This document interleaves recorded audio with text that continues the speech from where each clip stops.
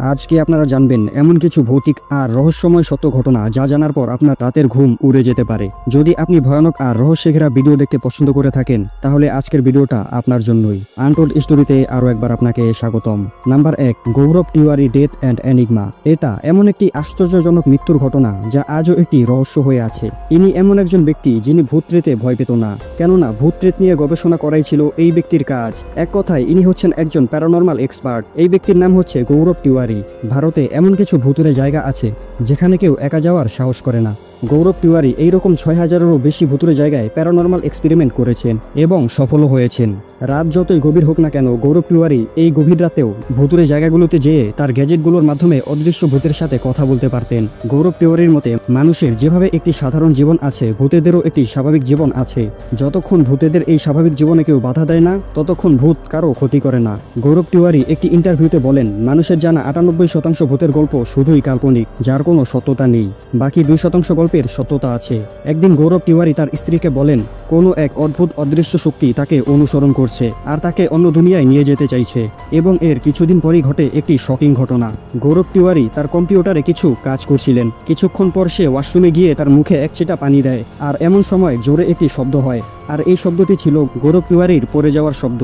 এই পড়ে যাওয়ার শব্দ শুনে যখন ঘরের সদস্যরা দৌড়ে আসে তখন দেখে গৌরব তিওয়ারি বেহুশ হয়ে পড়ে আছে। এরপর তাকে হাসপাতালে নিয়ে যাওয়া হয়। ডাক্তার পরীক্ষা নিরীক্ষা করে জানায় অনেক আগেই তার মৃত্যু হয়ে গেছে।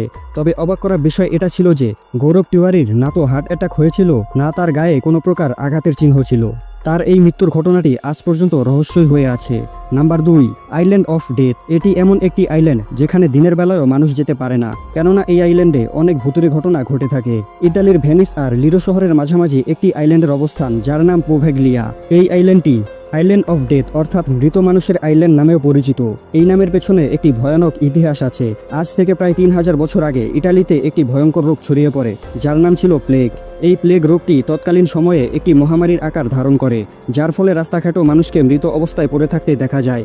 সেই সময় এই রোগের কোনো অ্যান্টিবায়োটিকও ছিল না। প্লেগ রোগটি যাতে আর ছড়াতে না পারে তাই এই রোগের সংক্রমণ কমাতে তৎকালীন রোমান শাসক প্লেগ রোগে আক্রান্ত জীবিত ব্যক্তিদের এই আইল্যান্ডে এনে জীবিত অবস্থায় আগুনে পুড়িয়ে দেওয়া শুরু করে। এই আইল্যান্ডে প্রায় 1.5 লাখেরও বেশি মানুষকে জীবন্ত পুড়িয়ে মারা হয়। এই রোগে মারা যাওয়া ব্যক্তিদের এই আইল্যান্ডে এনেই মাটি চাপা দেওয়া হয়।